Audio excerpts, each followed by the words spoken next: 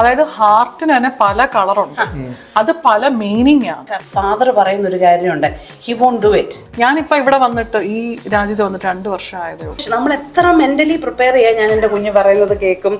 ശരിക്കും അഡോളസൻസ് കണ്ടു കഴിഞ്ഞാണ് എനിക്കിതൊക്കെ അറിയാവുന്നത്. അല്ല, അപ്പൊ നമ്മുടെ മലയാളികൾ, നമ്മുടെ പൊതുവെ എന്ന് പറയുന്നത് നമ്മുടെ ഇഷ്ടങ്ങളാണ് മിക്കപ്പോഴും പിള്ളേരെ അടിച്ചേൽപ്പിക്കുന്നത്. ആ പിള്ളേർ വന്ന് പേരൻസിന്റെ അടുത്ത് പറയുന്നുണ്ട്, മം അല്ലെ dad you should watch it.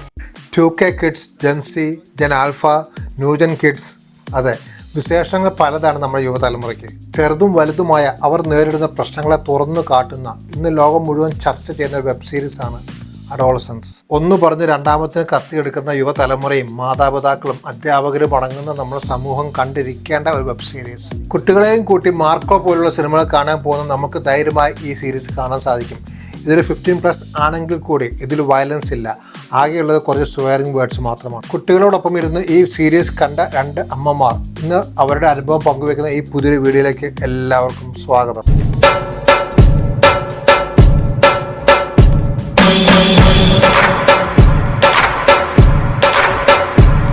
നിങ്ങൾ അഡോളസൻസ് കണ്ടോ? കണ്ടു. ഇഷ്ടപ്പെട്ടു. ഐ ഓപ്പണറാ ശരിക്കും പറഞ്ഞു കഴിഞ്ഞാൽ. എന്തുകൊണ്ടെന്ന് ചോദിച്ചു കഴിഞ്ഞാൽ നമ്മുടെ ഇപ്പോഴത്തെ ടീനേജ് പിള്ളേരുടെ ശരിക്കും നമുക്കറിയാൻ മേലാത്ത കുറേ കാര്യങ്ങൾ അതിനകത്തുണ്ടായിരുന്നു. വേറൊരു വേൾഡ്, വേറൊരു ലാംഗ്വേജാണ് ടീനേജേഴ്സ് ഇപ്പോൾ യൂസ് ചെയ്യുന്ന ഇംഗ്ലീഷ്. ഞാൻ എന്നിട്ട് പിള്ളേരോട് ചോദിച്ചപ്പം അതിനകത്തെ വേർഡ്സും കാര്യങ്ങളൊക്കെ കറക്റ്റായിട്ട് ക്ലിയറായിട്ട് അവർ സ്കൂളിൽ യൂസ് ചെയ്യുന്നുണ്ട്. അതായത് അതിനകത്തൊരു ക്യാരക്ടറുണ്ട്, ഒരു കൊച്ചു ബുളി ചെയ്യുക, അത് കാരണമാണ് അവൻ പോയി കുത്തുന്നതെന്നാണ് പറയുന്നത് ഈ ഇതിനകത്ത്. അപ്പം ആ ബുളി ചെയ്യുന്ന ആ കൊച്ച് യൂസ് ചെയ്യുന്ന വേർഡ്സും കാര്യങ്ങളൊക്കെ നമ്മളൊരു നോർമലായിട്ട് ഒരാൾ ഇൻസ്റ്റയിൽ മെസ്സേജ് വായിക്കുവാണെങ്കിൽ നോർമൽ മെസ്സേജ് എന്ന് തോന്നത്തുള്ളൂ. പക്ഷെ ശരിക്കും ആ കൊച്ച് ബുളി ചെയ്യുമായിരുന്നു. അത് നമുക്കറിയത്തില്ല. ഇവളോട്, അതായത് എൻ്റെ പിള്ളേരോട് ചോദിച്ചപ്പോൾ എനിക്ക് 14 വയസ്സും 12 വയസ്സുള്ള പിള്ളേരാണ്. അപ്പോൾ അവർ ഈച്ച് ആൻഡ് എവറി ഇമോജിക്ക് ഓരോ മീനിങ്ങും ഉണ്ട്. ഈ വേർഡ്സൊക്കെ എന്താണെന്നുള്ളതും ഇവർക്കറിയാം. ഇവരത് യൂസ് ചെയ്യുന്നുണ്ട് സ്കൂളിൽ, സ്നാപ്ചാറ്റിലും ഇൻസ്റ്റയിലും എല്ലായിടത്തും. ഫുള്ളി അവെയറാണ് ഇപ്പോഴത്തെ പിള്ളേർക്ക്, ഇപ്പോഴത്തെ ടീനേജേഴ്സിന്. എനിക്കറിയത്തില്ലായിരുന്നു. ശരിക്കും ഒരു ഡിഫറെൻറ്റ് വേൾഡിലോട്ടാണ് ഞാൻ പോയത് ഇതൊക്കെ കണ്ടപ്പം. ഞാൻ ഈ സീരീസ് ആദ്യം ശരിക്കും കാണുന്നത് എനിക്ക് നാട്ടിൽ നിന്ന് എൻ്റെ ഒരു ഫ്രണ്ട് പറഞ്ഞു. അത് കഴിഞ്ഞിട്ട് എൻ്റെ മോള് 19 വയസ്സുള്ള അവൾ പറഞ്ഞു ഇതുപോലെ ഒന്ന് കാണും. അപ്പം ഞങ്ങൾ നെറ്റ്ഫ്ലിക്സിൽ കാണാനിരുന്നപ്പം അത് ശരിക്കും പെട്ടെന്ന് പറഞ്ഞാൽ മനസ്സിലാകുന്ന ഇംഗ്ലീഷ് UK തന്നെയാണല്ലോ, ഒരു ഡിഫറെൻറ്റ് വേറൊരു കൊളോക്കിയൽ സ്ലാങ് ആണ് അതിനകത്ത്. സബ് ടൈറ്റിൽ യൂസ് ചെയ്യണം അങ്ങനത്തെ. പക്ഷേ അതിനകത്ത് ഒരുപാട് കാര്യങ്ങളുണ്ട്. എനിക്ക് ഇപ്പം നമ്മുടെ കുഞ്ഞുങ്ങൾ ഒരുപാട് പേര് വിത്തൗട്ട് സോഷ്യൽ മീഡിയ അവർക്ക് ജീവിക്കാൻ പറ്റത്തില്ലാത്തൊരു കാലമാണ്. നാടോടുമ്പോൾ നടുവേ ഓടണമെന്ന് പറയുന്ന പോലെ ഇപ്പോഴത്തെ ഈ സമയത്ത് അതേ പറ്റത്തുള്ളൂ. പക്ഷേ അതിനകത്തെ വേറെ കാര്യത്തിലേക്കൊന്നും എനിക്ക് തോന്നിയ ഒരു കാര്യം എന്നാന്ന് ചോദിച്ചാൽ നമ്മുടെ കുഞ്ഞുങ്ങൾ, നമ്മൾ വളർന്നു വന്നൊരു സാഹചര്യമല്ല നമ്മുടെ കുഞ്ഞുങ്ങൾ ഇപ്പോൾ സ്കൂളിൽ പോകുന്നത്. നമ്മുടെ കുഞ്ഞുങ്ങൾ ഒരുപാട് കാര്യത്തിൽ ഒരുപക്ഷെ സ്കൂളിലൊക്കെ സ്ട്രഗിൾ ചെയ്യുന്നുണ്ടായിരിക്കും. നമ്മൾ കാണുന്ന ഒരു വ്യൂവിലല്ല അവർക്ക് സ്കൂളിൽ ഫേസ് ചെയ്യേണ്ട കാര്യങ്ങളും. അപ്പം നമ്മൾ കുഞ്ഞുങ്ങളെ അറിയാൻ കൂടുതൽ സമയം കണ്ടെത്തണം. പേരൻസിൻ്റെ ടൈം അവരോട് സ്പെൻഡ് ചെയ്യണം. You have to be friendly with them. അപ്പം ചിലപ്പോൾ അവർ ഓപ്പണായിട്ട് എന്തെങ്കിലുമൊക്കെ കാര്യങ്ങൾ അവർക്ക് പറയാൻ വരുന്നുണ്ടെങ്കിൽ അവർ ഇഫ് ദേ ആർ സഫറിങ് നമുക്കൊരു മനസ്സിലാക്കാൻ പറ്റണം. If they are struggling from something, അല്ലെങ്കിൽ അവർക്ക് ഇൻറ്റേർണലി അവരെന്തെങ്കിലും അവർക്ക് ഓപ്പണപ്പ് ചെയ്യാനുണ്ടോ, അതൊക്കെ നമ്മളൊന്ന് ഫ്രണ്ട്ലി ആയാലേ പറ്റത്തുള്ളൂ. ഇല്ലെങ്കിൽ ഒരു പക്ഷേ കുഞ്ഞുങ്ങൾ ഒരുപാട് ബുള്ളിങ് അതിനകത്ത് മനസ്സിലാക്കാൻ പറ്റും. അതിനകത്ത് ഒരുപാട് ബുള്ളിങ് ആ കുട്ടിക്ക് കിട്ടുന്നുണ്ട്. അത് അവൻ്റെ ഫ്രണ്ട്സുമായിട്ട് ഡിസ്കസ് ചെയ്തിട്ടാണ് അതിൻ്റെ ഈ ഔട്ട്കം ഇങ്ങനെ ഒരു മർഡറിലൊക്കെ വരുന്നത്. So as A parent I recommend എല്ലാവരും കണ്ട് അതിനകത്തെ നമുക്ക് മനസ്സിലാക്കാനുള്ള കാര്യങ്ങളാണ്. കൂടുതൽ ടൈം ഇവിടുത്തെ ലൈഫിൽ ബിസി ലൈഫാണ്. ഇപ്പം ഓപ്പോസിറ്റ് ഷിഫ്റ്റ് നമ്മുടെ കുഞ്ഞുങ്ങളുടെ കൂടെ നമുക്ക് ഇനഫ് ടൈം സ്പെൻഡ് ചെയ്യാൻ കിട്ടുന്നത്. പക്ഷേ അവരുമായിട്ടുള്ള ടൈമൊക്കെ സ്പെൻഡ് ചെയ്ത് if they are struggling from something നമുക്കത് മനസ്സിലാക്കി അവരുടെ കൂടെ അതിനെ എന്നാ പറയുന്ന ഒരു അൺഡു ചെയ്യാനുള്ള ഒരു ഇത് നമുക്കുണ്ടാകും. അതുപോലെ തന്നെ ഐ റെക്കമെൻഡ് പിള്ളേരും ഇത് കാണണം. കാര്യം ഈ കൊച്ചു പിള്ളേരുണ്ടല്ലോ, വളർന്നു വരുന്നവർ, അവർക്കിതിനെക്കുറിച്ച് കൂടുതൽ അറിയത്തില്ല. Still small. പക്ഷേ അങ്ങോട്ടാണ് വന്നുകൊണ്ടിരിക്കുന്നത്. ഞാനിപ്പോൾ ഇവിടെ വന്നിട്ട് ഈ രാജ്യത്ത് വന്നിട്ട് 2 വർഷം ആയതേ ഉള്ളൂ. ഇതിനു മുമ്പ് ഗൾഫ് കൺട്രീസിലായിരുന്നു. അവിടെ ഉണ്ട്. പക്ഷേ അത്രമേൽ എനിക്ക് തോന്നുന്നുള്ളത് ഈ യൂറോപ്യൻ വെസ്റ്റേൺ കൺട്രീസിലാണ്. അതും ഇപ്പം ഇച്ചിരി കൂടുതലാണ്. മീഡിയ, അതായത് ഫോൺസ്, കമ്പ്യൂട്ടർ, ഇതാണ് അവരുടെ ലോകം, അവരതിനകത്താണ്. അപ്പം ഇതൊക്കെ ഒന്ന് ഈ വരുന്ന തലമുറയും കൂടെ ഒന്ന് കാണുന്നത് നല്ലതായിരിക്കും. അപ് ടു ഒരു ഏജ് വരെ, എനിക്കറിയത്തില്ല, പലർക്കും പല അഭിപ്രായമാണ്. ഒരു ഏജ് വരെ നമ്മൾ ഫോണും ഒക്കെ ഒന്ന് റെസ്ട്രിക്റ്റ് ചെയ്യുന്നത് എപ്പോഴും നല്ലതായിരിക്കും. കാരണം നമ്മൾ പല കുഞ്ഞുങ്ങളും ഞാൻ കേട്ടിട്ടുണ്ട്, പകൽ സമയത്തൊക്കെ സ്കൂളിൽ ചെന്നിട്ട് അവർക്ക് ഉറക്കളപ്പിൻ്റെ ഒക്കെ കാരണം രാത്രിയിൽ ഈ സ്നാപ്ചാറ്റ് പോലുള്ള കാര്യങ്ങൾ അവരുടെ കുഴപ്പമില്ല. ഇപ്പം ഈ അഡൾട്ട്സ് ആയിട്ട് പോലും നമുക്കൊരു റീൽ കണ്ടു കഴിഞ്ഞാൽ അടുത്തത് ഇങ്ങനെ കണ്ടുകൊണ്ടിരിക്കുന്ന ഒരു അഡിക്ഷൻ ഇതിലേക്കാണ് വരുന്നത്. പിന്നെ അത് മാത്രമല്ല, ഗെയിംസ് ഉണ്ട്. ഈ ഇപ്പോഴത്തെ കാലഘട്ടത്തിലുള്ള ഗെയിംസ്, അപ്പം അതിനകത്തുകൂടെ ചാറ്റ് ചെയ്യുന്നു, അതിനകത്തും ഉണ്ട് ബുള്ളിങ്ങും കാര്യങ്ങളും ഒക്കെ. അല്ല, അപ്പം ഞാനൊരു കാര്യം ചോദിച്ചോട്ടെ. നമ്മളിപ്പോൾ പറയുമ്പോൾ എല്ലാം ശരിയാണ്, പിള്ളേർ നമ്മുടെ ഈ ഓൺലൈൻ വഴി പല കാര്യവും ചെയ്യുന്നു, നമ്മളെല്ലാം പിള്ളേർക്കാണ് അതിനെ കുറ്റം പറയുന്നത്. പക്ഷേ ഇതിൻ്റെ ഒരു പരിധി വരെ നമ്മൾ പേരൻസ് തന്നെയല്ലേ ഉത്തരവാദി. കാരണം നമുക്ക് സമയമില്ല, വീട്ടിൽ വന്നാൽ കുറച്ച് സമാധാനം വേണം, ടി വി വെച്ചോളാൻ പറയും, അല്ലെങ്കിൽ ഫോണിൽ കൈ കൊടുക്കും, കൺട്രോൾ പറയും, അവർ മിണ്ടാണ്ട് പോലെ ഇരുന്നോളും. പിന്നെ പേരൻസ് തന്നെയല്ലേ നമ്മൾ ഫുൾ ടൈം ഇല്ലല്ലോ അവരുടെ കൂട്ടത്തിൽ. അല്ല, ഞാനപ്പോൾ ചെറുപ്പത്തിൽ ഇപ്പം ജനിച്ചു വളർന്ന 6 മാസം മുതൽ, അല്ലെങ്കിൽ ജനിച്ചു വീഴുന്ന കൊച്ചിന് മുതൽ നമ്മളെന്താ കാണിച്ചു കൊടുക്കുന്നത്?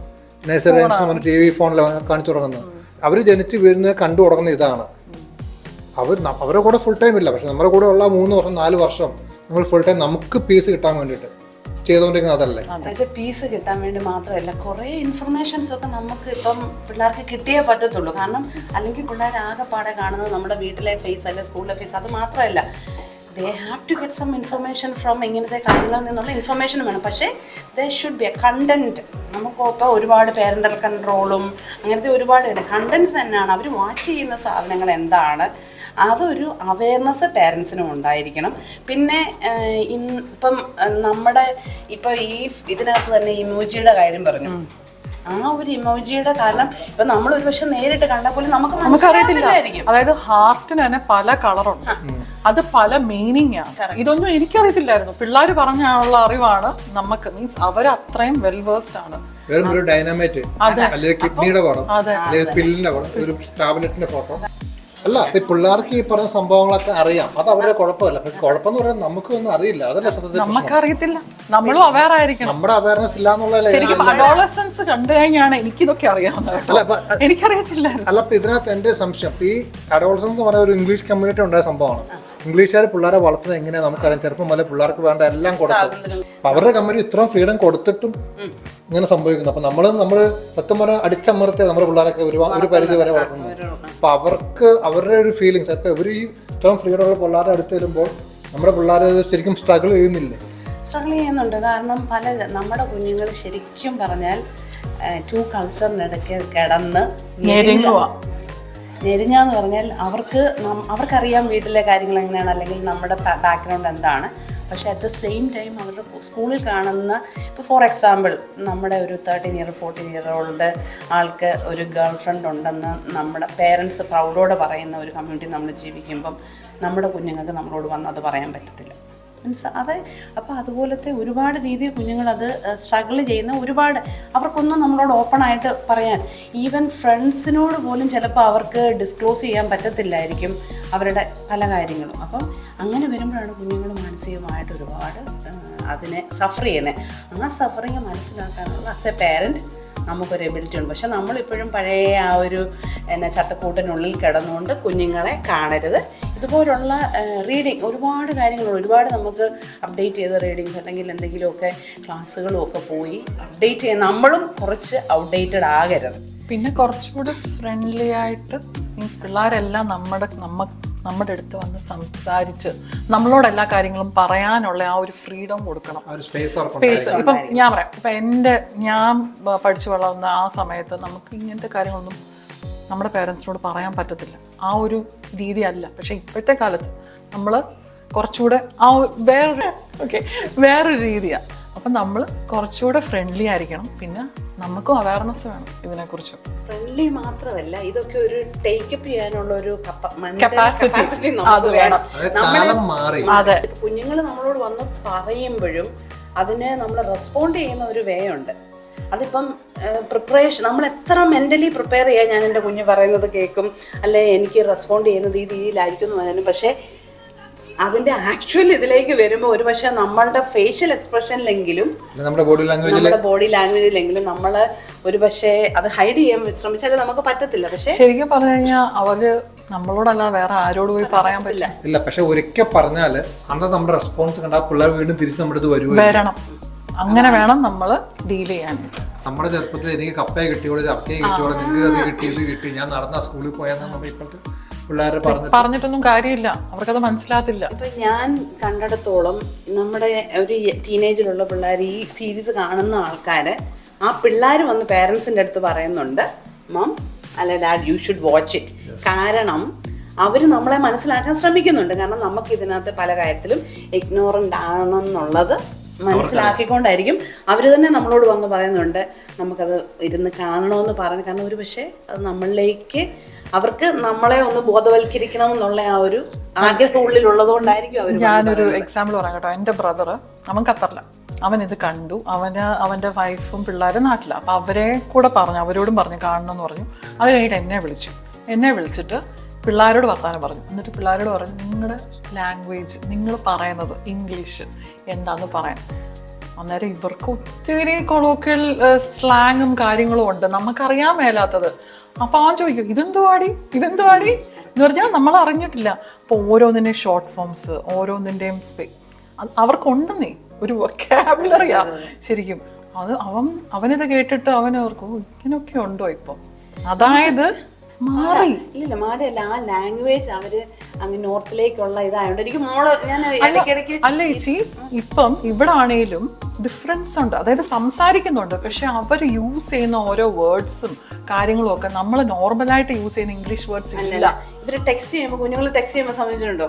കാരണം ഇടയ്ക്ക് മോൻ എനിക്ക് ടെക്സ്റ്റ് ചെയ്യുമ്പോഴത്തേനും ഞാൻ ചോദിക്കുന്നത് സോറി മാം, ഞാൻ ഓർത്ത് എൻ്റെ ഫ്രണ്ടിന് അയച്ച ടെക്സ്റ്റ് ആണെന്ന് ഓർത്ത്. കാരണം എല്ലാത്തിനും ഷോർട്ട് ഫോം ഉണ്ട്. അത് ഫുൾ സെന്റൻസ് ഷോർട്ട് ഫോം ആക്കി അയക്കുക. അതെന്താ അതേലും പറയും ഇങ്ങനെയാന്ന് എനിക്കറിയത്തില്ല കേട്ടോ. പിള്ളേരോട് ചോദിച്ചാൽ അവരെ പറയും. അതെ അതെ, അതിപ്പോ ഈ ഇംഗ്ലണ്ടിൽ മാത്രമല്ല കേട്ടോ. ഞാൻ പറഞ്ഞില്ലേ, നാട്ടിൽ നിന്നാണ് എൻ്റെ ഫ്രണ്ട് എന്നോട് പറഞ്ഞത് ഇത് കാണണം, ഇത് ഇംഗ്ലണ്ടിൽ സംഭവിക്കുന്ന ഒരു സംഭവമാണെന്നും പറഞ്ഞ്. And it's A real story.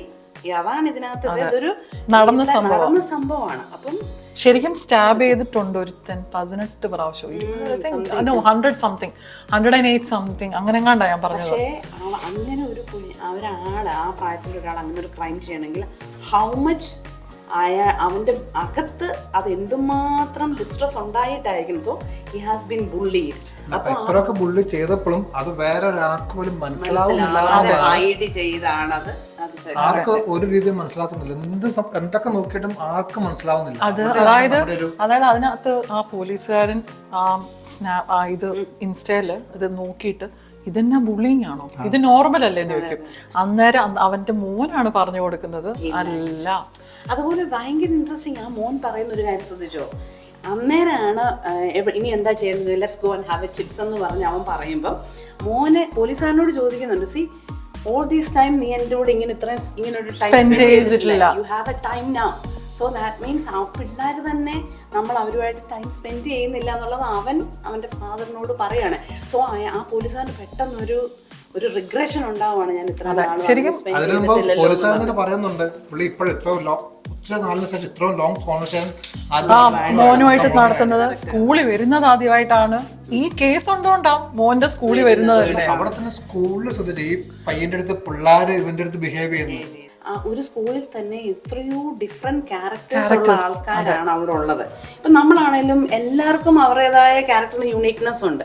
അപ്പം അതിനടുത്ത് ഈ കുഞ്ഞുങ്ങൾ വളരുന്ന പ്രായത്തിൽ പലപ്പോഴും അവർക്ക് ഭയങ്കര ഡൈവേഴ്സ് ആയിട്ടുള്ള ആൾക്കാരുടെ ബിഹേവിയറുമായിട്ട് കോപ്പി ചെയ്ത് പോകാൻ പാടായിരിക്കും. പിന്നെ അവരുടെ നിൽക്കുമ്പോൾ അവർക്ക് ആ ഒരു ഗ്രൂപ്പിൻ്റെ കൂടെ അവർക്ക് നിന്ന് പോണ ചില കാര്യങ്ങൾ അവർ ചെയ്തേ പറ്റത്തുള്ളൂ. ഇപ്പം ഫോർ എക്സാമ്പിൾ ഒരാൾ സ്മോക്ക് ചെയ്യുന്നില്ലെന്ന് പറഞ്ഞാൽ അവരുടെ ഗ്രൂപ്പിലുള്ളവരെല്ലാം അവരെ ടീസ് ചെയ്യും, അല്ലെങ്കിൽ കളിയാക്കും, നീ എന്താ. പക്ഷെ അതുപോലൊരു കപ്പാസിറ്റി ഉണ്ടെങ്കിലേ ആ കുഞ്ഞുങ്ങൾക്ക് അവിടെ അന്നേരം നിന്ന് പോകാൻ പറ്റത്തുള്ളൂ. എന്നാ പറയുക, നമ്മളെ പാകപ്പെടുത്തി എടുത്ത് കുഞ്ഞുങ്ങളുടെ കൂടെ ഒന്ന് മനസ്സിലാക്കാൻ ശ്രമിക്കണം. അവരുടെ കൂടെ കൂടുതൽ സ്പെൻഡ് ചെയ്യുന്നതിലും ഞാനൊരു എക്സാമ്പിൾ പറയാവേ. ലാസ്റ്റ് ഇയർ എനിക്ക് ഞാൻ പറഞ്ഞില്ലേ പെൺപിള്ളേരാ. ഒരാൾ ഭയങ്കര സംസാരമാണ്, മറ്റേ ആൾ അധികം സംസാരിക്കത്തില്ല. അപ്പോൾ ഈ സംസാരിക്കാത്ത കുട്ടി, അതായത് ഇളയ ആളുടെ ക്ലാസ്സിൽ ശരിക്കും ബുള്ളിങ് ഉണ്ടായിരുന്നു. അതായത് ഗ്രൂപ്പ് ക്രിയേറ്റ് ചെയ്ത് ഇവളെ കളിയാക്കുന്നതും ഇതൊന്നും വീട്ടിൽ വന്ന് എന്നോട് പറഞ്ഞിട്ടില്ല. അവരുടെ ക്ലാസ്സിലെ വേറൊരു കൊച്ചിൻ്റെ അമ്മ വന്ന് പറഞ്ഞപ്പോഴാണ് ഈ ടീച്ചർ പറയുന്നത്, bring your mom also, even your being bullied with those. ഇവളൊന്നും പറഞ്ഞിട്ടില്ല, ഇതുവരെ ഒന്നും പറഞ്ഞിട്ടില്ല. അവള് പറയുന്നത് അത് സാരമില്ല, അതൊന്ന് പിന്നെ ശരിയാക്കിയോളൂ എന്ന്.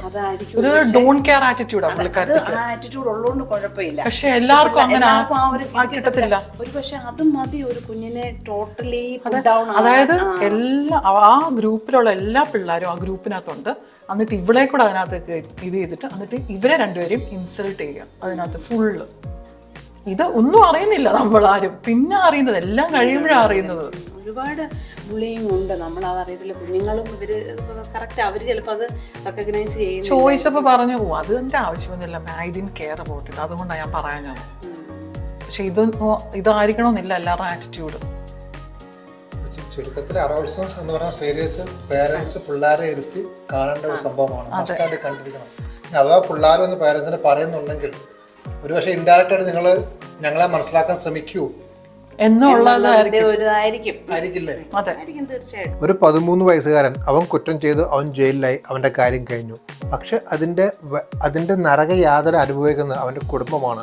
അതാ 4ാമത്തെ എപ്പിസോഡ് വളരെ വ്യക്തമാണ്. അവൻ്റെ ചേച്ചി, അവൻ്റെ അപ്പൻ, അവൻ്റെ അമ്മ, അവരെല്ലാം നല്ലതുപോലെ കഷ്ടപ്പെടുന്നുണ്ട് ഇവൻ്റെ ഒരു പ്രവൃത്തി കാരണം. നമ്മുടെ യുവതലമുറ മനസ്സിലാക്കേണ്ട ഒരു നല്ല സത്യമാണ് ഈ കാര്യങ്ങളെന്ന് പറയുന്നത്. ലവ്, കെയറിങ്, അറ്റൻഷൻ ഇതെല്ലാം കൊടുക്കേണ്ട സമയത്ത് കൊടുക്കാതെ പിന്നീട് കയ്യിൽ നിന്ന് പോയിട്ട് പുതിയ തലമുറയെ കുറ്റം പറഞ്ഞിട്ട് എന്ത് കാര്യം? പുതിയ തലമുറയുടെ രീതികൾ ഞാനും നിങ്ങളും അടങ്ങുന്ന അമ്മാവന്മാർ മനസ്സിലാക്കേണ്ടത് കാലത്തിന്റെ ആവശ്യമാണ്. പാരന്റിങ് എന്നത് ഒരു കൺട്രോളിംഗ് അല്ല, മറിച്ച് അതൊരു സമീപനമാണ്. തെറ്റിദ്ധാരണകൾ ഒഴിവാക്കാനായി ചുവന്ന ഹാർട്ട് ഇമോജിക്ക് പകരം യെല്ലോയും പിങ്കും അയച്ചവർ ഓർക്കുക, ഇതിനൊക്കെ വേറെ അർത്ഥങ്ങളുണ്ടെന്ന്. ഒരു യെല്ലോ ഹാർട്ട് അയച്ചു കഴിഞ്ഞാൽ അതിൻ്റെ അർത്ഥം എനിക്ക് താല്പര്യമുണ്ട്, നിനക്ക് താല്പര്യമുണ്ടോ എന്നാണത്രേ. അതാണ് മാറിയ ലോകം. അത് ഇപ്പോൾ ലോകം മുഴുവനും ചർച്ച ചെയ്യുന്ന, നമ്മൾ മലയാളികൾ കാണാൻ മടിക്കുന്ന അല്ലെങ്കിൽ അസഹിഷ്ണുതയോടെ മാത്രം കാണുവാൻ ശ്രമിക്കുന്ന അഡോളസൻസ് നമുക്ക് മുന്നിൽ തുറന്നിടുന്നത് വലിയ വാതിലുകളാണ്. മറ്റൊരു വീഡിയോ നമുക്ക് വീണ്ടും കാണാം. Good bye.